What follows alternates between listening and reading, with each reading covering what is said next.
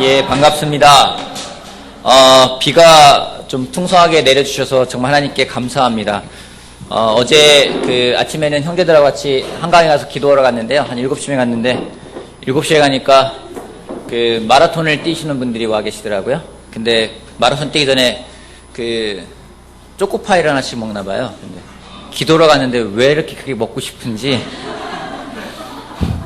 형제들 3명 저쪽에는 저 가가지고서는 초코파이 하나만 주시겠습니까? 하더니 감사하게도 주시더라고요. 그래서 맛있게 먹고.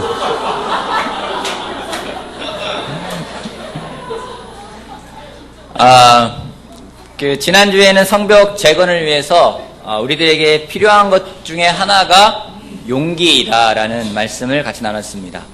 말할 수 있는 용기, 그리고 들을 수 있는 용기에 대해서 같이 이야기를 했습니다. 레슨이 끝나고 감사하게도 형제 자매들이 와서 반응을 하면서 저에게 말씀을 해주신 것에 대해서 감사를 드리고 싶습니다. 또 하나 오늘 같이 볼 제목은요, 함께하는 기쁨이라는 주제 가지고 같이 나누고자 합니다. 느헤미야 3장 보겠습니다. 특별히 또 우리 이근영 형제가 오랜만에 함께 할 수 있어서 감사하고요. 네. 느헤미야 3장 1절 말씀부터 5절까지만 읽어보도록 할게요. 대제사장 엘리야십이 동료 제사장들과 함께 나서서 양문을 만들어 하나님께 바치고 문짝을 제자리에 달았으며 함메아 망대와 하나넬 망대까지 성벽을 쌓아서 봉헌하였다. 그 다음은 여리고 사람들이 쌓았고 그 다음은 이므리 사람들의 아들인 삭굴이 쌓았다.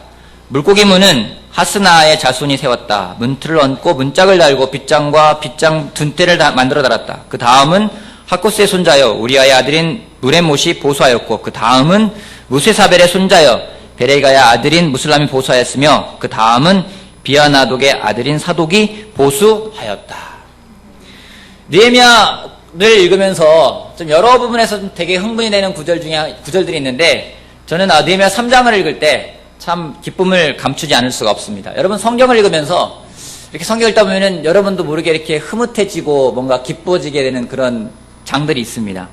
그 장들 중에 하나가 느헤미야 3장입니다. 성벽을 쌓고 성문을 달기도 하고 망대를 세우기도 합니다. 여러분 느헤미야 3장을 한번 머릿속으로 한번 상상을 한번 해보십시오. 그림을 한번 그린다면은 그 그림은 어떤 모습일까요? 어떤 모습이 그려집니까? 성벽을 쌓고 있습니다. 많은 사람들이 성벽을 쌓습니다. 한쪽에서는 망치질하면서 뚝딱뚝딱 떨리기도 할 거고요. 그죠?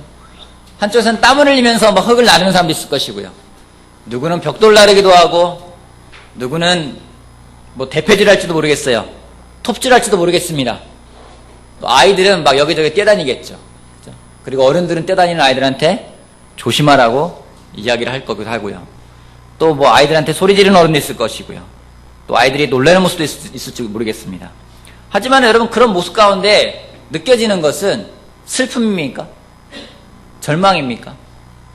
뭔가 이 모습을 읽으면서 그 가운데 얼마나 큰 기쁨이 있었을지를 상상을 하게 됩니다. 뭔가 같이 성벽을 쌓아가는 그 모습은 짜증과 원망의 모습이 아닙니다. 성벽을 재건하는 것은 그러한 기쁨의 장소입니다. 폐허가 되어 있습니다. 성문은 불에 탄 채로 있고 절망적인 장소였습니다. 하지만 그곳이 같은 장소였는데 지금 이 성벽을 쌓고 있을 때에는 절망과 어떤 그런 희망이 없는 장소가 아니라 다시 새로운 희망을 가져가는 그런 장소가 되었습니다. 여러분 아무리 절망적이고 희망이 없고 어둠의 장소라 하더라도 하나님이 주시는 뭔가 재건의 그런 비전이 있는 곳은 희망의 장소로 바뀜을 우리가 알 수가 있습니다. 많은 사람들이 같이 성벽을 쌓아가고 있습니다. 근데 이 성벽을 쌓아가고 있을 때 두 부류의 사람으로 나눌 수 있을 겁니다. 한 사람은 구경꾼, 다른 한 부류는 참여하는 자. 여러분 구경꾼과 참여하는 사람의 차이는 뭘까요? 어떤 차이가 있나요? 구경꾼과 참여하는 사람의 차이. 여러분이 지금 답을 안 하시고 가만히 계시면 여러분은 구경꾼이 될 수 있고요. 같이 이야기하면은 참여자가 될 수 있을 겁니다. 이 둘의 차이가 뭔가요? 어떤 게 있나요? 구경꾼과 참여자. 함께 하고 함께 안 하고. 또 어떤 차이가 있나요? 책임과 그다음에 책임과 뭐라고요? 아, 책임과 무책임. 아, 예. 또 어떤 차이가 있을까요? 구경꾼은 남 얘기해서 주인 의식이 없을 것 같다. 예. 여러분들 하신 말씀이 다 맞아요. 가장 중요한 차이는요, 구경꾼과 참여하는 사람은 함께 하느냐 함께 하지 않느냐의 차이일 겁니다. 함께 하지 않고 성벽을 쌓는 것을 바라본다면은 그것은 내 일이 아니라 다른 사람이 되버릴 거예요. 그리고 그는 구경꾼이 될 것입니다. 질문 하나 드리고 볼게요. 여러분은 함께라는 단어를 좋아하십니까? 함께라는 단어를 좋아하세요? 여기는 별로 안 좋아하시는 건지 되게. 함께라는 단어가 좋다 하시는 분 한번 써놓으세요. 나 함께라는 단어가 좋다. 예, 뭐 대부분이 다 좋아하십니다. 자, 함께하는 게 쉬운가요? 예, 함께하는 거는 좋아하는데 함께하는 거는 쉽지가 않습니다. 저한테도 함께하는 건 쉬운 단어가 아니에요. 왜 함께하는 게 쉽지 않을까요? 마음을 맞춰야 돼요. 왜 함께하는 게 쉽지 않을까요? 함께하는 게 쉽지 않은 이유. 다르니까. 함께하는 게 쉽지 않은 이유. 자기 고집을 버려야 되니까. 네, 함께하는 게 쉽지 않은 이유. 여러분, 함께하면은요, 솔직히 저는요, 개인적으로는요, 귀찮아요. 그리고 번거롭기도 합니다. 싱글 때, 한때는 제가, 독신으로 한번 살아야 되지 않을까. 그런 생각을 했습니다. 주님을 위하는 열정이 마음에 불타오르기 때문이 아니라, 책임지고 싶지 않고, 귀찮기 때문입니다. 그런 생각해 보시는 분 있으세요? 함께 하는 게 귀찮은 거예요. 근데 그거를요, 뭐라고 부르냐면, 세 글자로, 그걸 이기심이라고 부릅니다. 왜 함께 하기 힘든지는요, 이 이기심 때문입니다. 빌립보서 2장 말씀 같이 보게요. 빌립보서 2장.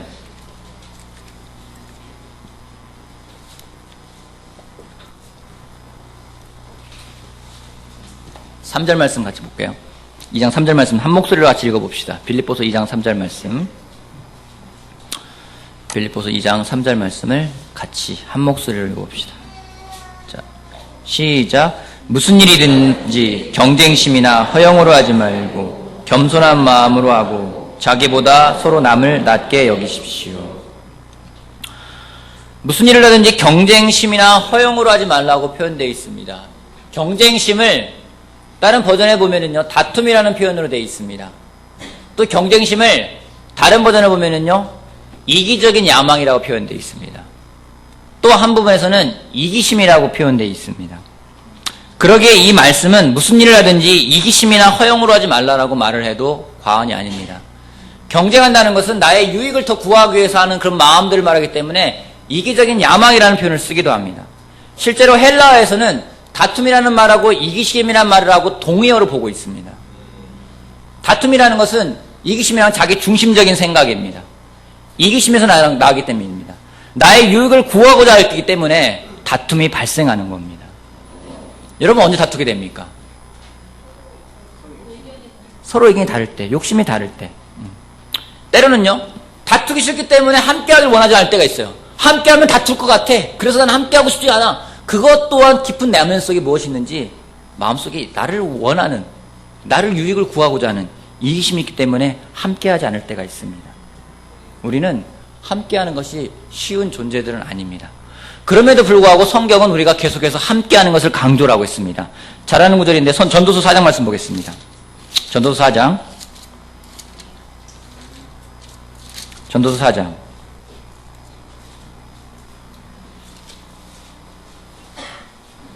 9절부터 12절 말씀까지 같이 한번 읽어볼까요? 9절부터 12절까지.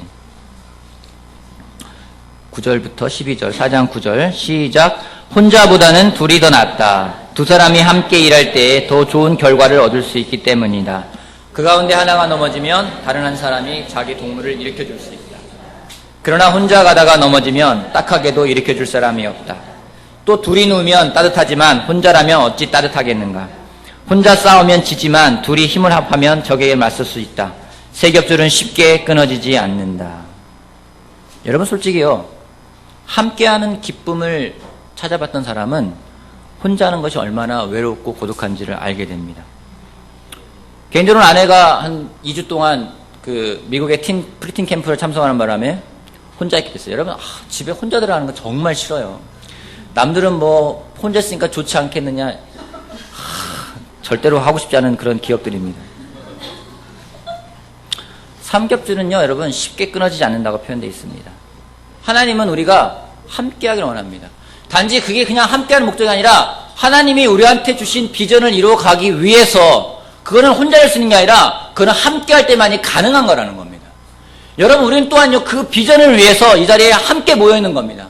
어떻게 우리가 한 방향으로 한 목소리로 갈 수 있을까요? 나의 뜻과 나의 생각과 모든 개인적인 생각과 의견을 다 듣는다면은 우리는 결코 함께 할 수가 없을 겁니다. 하지만 하나님이 주시는 그 비전을 바라볼 때 그것으로서 정말 우리가 하나로 묶을 수가 있는 것입니다. 느헤미야가 성벽을 재건하자는 하나님의 비전을 보였을 때 사람들은 다 같이 함께 한 마음으로 그것을 쌓아갈 수 있는 것을 볼 수 있었지, 그 누구도 어떤 개인적인 이익이나 개인적인 유익을 위해서 했다는 건 아니라는 겁니다. 이것을 잃어버리고 우리가 그냥 하나가 되고 함께 하란다면요, 그것은 불가능한 것입니다.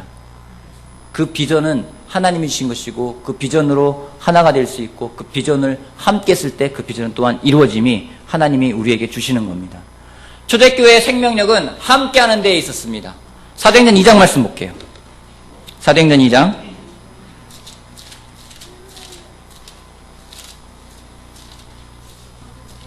사도행전 2장 44절 말씀부터 보겠습니다. 44절부터 47절까지. 믿는 사람은 모두 함께 지내며 모든 것을 공동으로 소유하였다. 그들은 재산과 소유물을 팔아서 모든 사람에게 필요한 대로 나누어 주었다. 그리고 날마다 한 마음으로 성전에 열심히 모이고 집집이 돌아가면서 빵을 떼며 순전한 마음으로 기쁘게 음식을 먹고 하나님을 찬양하였다. 그래서 그들은 모든 사람에게 호감을 샀다. 주님께서는 구원받는 사람을 날마다 더하여 주셨다. 사도행전 기독교의 모습은 함께라는 표현이 가장 어울리는 교회입니다. 느헤미야가 쌓았던 성벽 또한 함께 할 때 가능한 겁니다. 왜냐하면 그 성벽은 연결되었던 성벽이기 때문입니다. 사진 잠깐 보여주시겠어요? 느헤미야가 쌓았던 성벽이 있는데요. 성벽 사진 잠깐 보여주세요. 느헤미야가 쌓았던 성벽입니다. 제일 처음에 사람들이 양문부터 시작을 해서 성벽을 쌓는데 시계 반대 방향으로 돌아갑니다.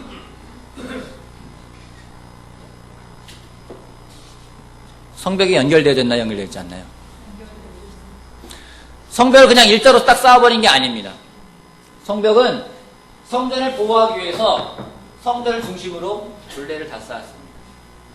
사람들은 그 안에서 성전을 보호하며 하나님께 예배드리며 함께 즐겁게 살아갈 수가 있었습니다. 여러분, 만약에요, 성벽에 여기가 없다면, 이쪽이 없다면, 성벽을 쌓는 것은 아무 의미가 없어집니다. 왜냐하면 무너져 있고 쌓아지지 않은 그곳을 적은 계속해서 공격을 할 것이기 때문입니다. 우리 성벽을 쌓을 때 함께 쌓는 게 그 무엇보다 중요합니다. 혼자서 쌓아가서 끝나는 것이 아니라 정말 함께 쌓아서 서로 연결되어지는 것을 가장 중요합니다. 성경은 계속해서 연결되는 걸 이야기를 하고 있습니다. 서로가 연결되어 성전이 되어가는 걸 계속해서 이야기하고 있습니다. 혼자서 열심히 쌓는 게 아니라 함께 쌓는 거죠. 그 함께함이 얼마나 큰 능력을 발휘하는지 성경은 계속해서 이야기를 하고 있습니다. 근데 우리가 함께한다, 함께하자, 그럴 때 그것은 두 가지를 의미합니다. 시간적인 것을 함께하는 거고요, 또 내가 가지고 있는 능력과 달란트를 함께하는 걸 의미합니다. 근데 우리가 함께하지 못하고자 할 때는요, 꼭 이 두 가지가 말썽이에요. 무엇인가를 하고자 하는데 시간이 없어요. 저는 시간이 없습니다. 그런 말을 할 때가 많이 있습니다. 때로는요, 나는 능력이 없습니다. 나한테는 정말 그러한 달란트가 없습니다. 라고 이야기할 때가 있습니다. 여러분, 저는 시간이 정말 없을까요? 시간이 정말 없는 사람도 있을지 모르겠어요. 근데 그래서 이 사람이 그래도 독수리의 그 근성이 있기 때문에 날리면 날릴 수 있을 거야 하고서는 닭장에서 확 던졌더니 어떻게 됐을까요? 날개를 쫙 펴고 다시 떨어졌어요. 다시 쪼아먹더래요. 분명 외형은 독수리인데 그의 머리는요 닭의 정신이 있는 거예요.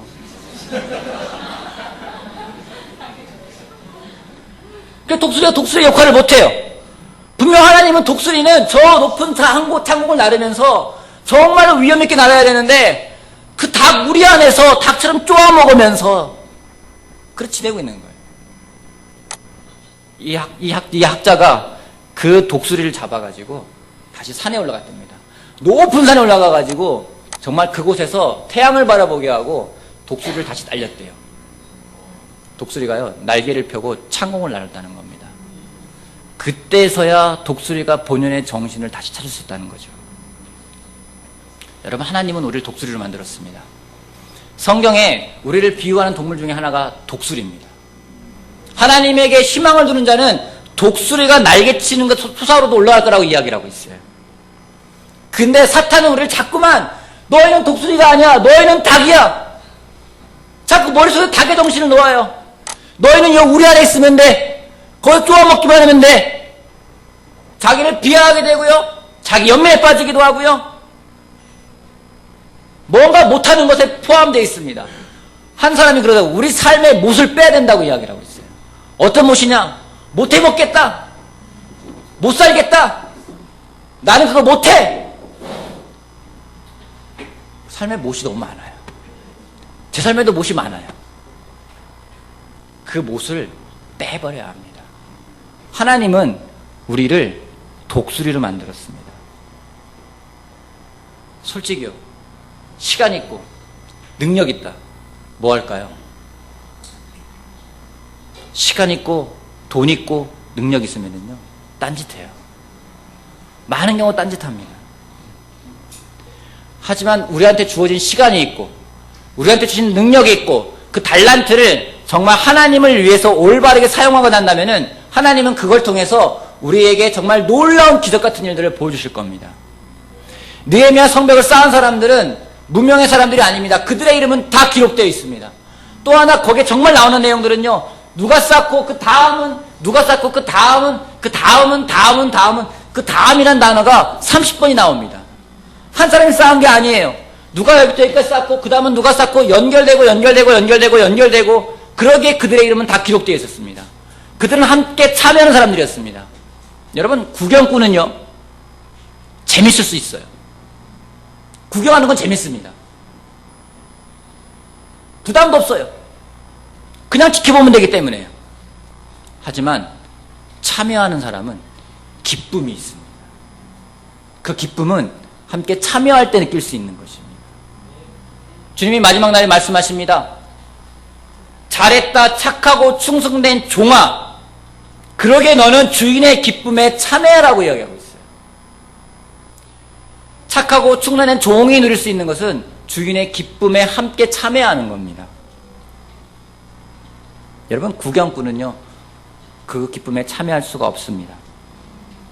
우리가 느헤미야 성벽을 쌓고 있습니다. 각자가 쌓고 있습니다. 여기저기 들려오는 성벽 쌓는 내용들, 그 성벽을 쌓아가는 소리들이, 성벽에 쌓아지는 그 음성들이 많은 격려를 받게 합니다.